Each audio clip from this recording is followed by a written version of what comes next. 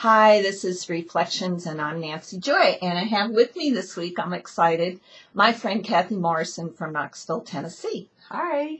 Kathy and I met on a dolphin-free swim in Bimini in 2007 during Fire the Grid in Blue Medicine, and you know how that is. You meet someone, you know you've known him forever. Forever and ever. You know, we show up wearing the same clothes, although we didn't today. But anyhow, I'm really glad to have her with me to discuss today's reflections. And the quote that I found that I just love is, God gave you 2 ears and 1 mouth. Learn to use them proportionately. I just had to laugh, especially since we've had kind of a weekend, you know, with people and friends and spouses and stuff. Lots of talking, and you can really figure out what kind of triggers you and what sets you going and what doesn't. And I like to talk. We both like to talk, as you know, who know me. But, you know, to really start to think about this, a secret of manifestation is to learn to listen. It's like the master said to the student. You should be listening twice as much as you're talking. You should be taking in twice as much as you're putting out in any given interaction with anybody. Absolutely. And even in the sense of a presenter with an audience, when you're presenting, feel your audience, feel your way into it, interact with them, get them laughing, get them raising, get them asking questions, interact. You learn much more through interaction than you ever learn from just talking.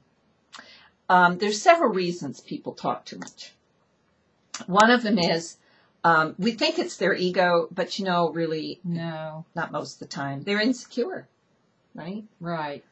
There are people that, or any of us in any moment, that are insecure in a situation, and if we can control it and focus it on something we have to share, it makes us feel better. Usually it does. I know it does for me. Yeah. And then a lot of times you lose your listener because they also want to interact. That's true. And I'm guilty of this. Yeah. Well, I think everybody is on occasion, but for me, it's especially, I notice it when people come for sessions. Of course, they come to hear me, but they really come to hear Ezekiel. But they come to work with us. But I have noticed on a number of occasions where I'm espousing on something in many different forms, giving them many different examples, and they're gone. Either that, or I find myself talking too much and then realize that they're getting antsy and looking around. You feel like they're wanting to escape. Mm-hmm. A sure sign is when they pick up their cell phone or notebook and start looking at it work. You've lost them. So you really have to pay attention, and we're going through the shift of consciousness. It's time to be conscious. And if you really train yourself and work on repatterning yourself, you can change this pattern. It's a matter of listening and being conscious. Well, listening is a skill as well as being able to talk well, and speak well, and make your point. Listening is just as important. Right. And it's a skill that needs a lot of honing across the board. And sometimes if I listen, I learn. Yeah. Most of the time you listen, learn. Another reason that people will talk too much is they feel people aren't understanding them. So they give lots of detail. It's partly to show, hey, look at all I know. Yeah, that's the little kid part. But the other part is they want to be understood. So they say it 5 different ways, and they give too much background information.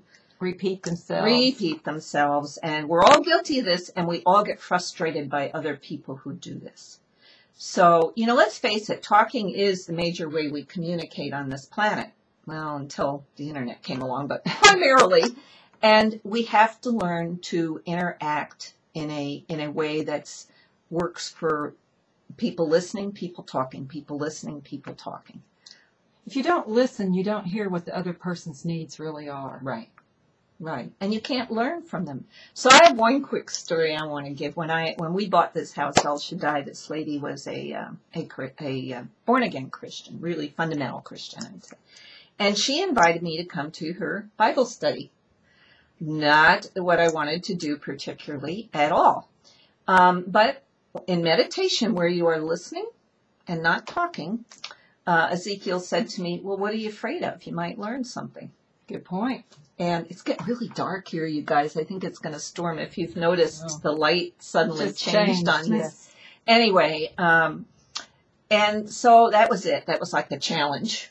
So I went, make a long story short, I learned one of the primary things that I've taught ever since. They were talking about sin, children being born into sin, which pissed me off because I didn't see it that way at all. And as I was listening, it just came to me. Sin is the patterns of the family. Right. We're all born into the patterns of our family. That's been a theme in my work with people ever since 1999 because I was willing to go listen.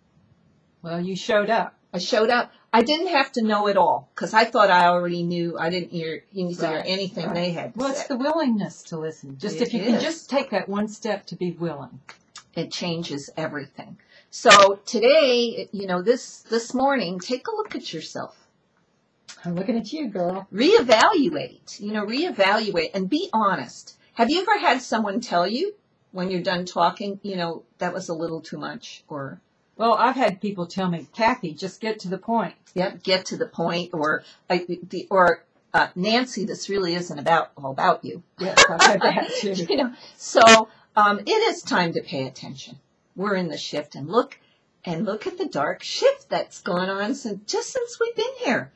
We've had great storms this weekend. We have had great Yeah. storms. And a little lightning too. And lightning, it struck right up. There's the thunder. So it's a great reflection, and we're glad you were with us. I'm so glad my friend Kathy joined me. And this has been a wonderful weekend, and I'm happy that I made this step forward to be here with you. It's wonderful.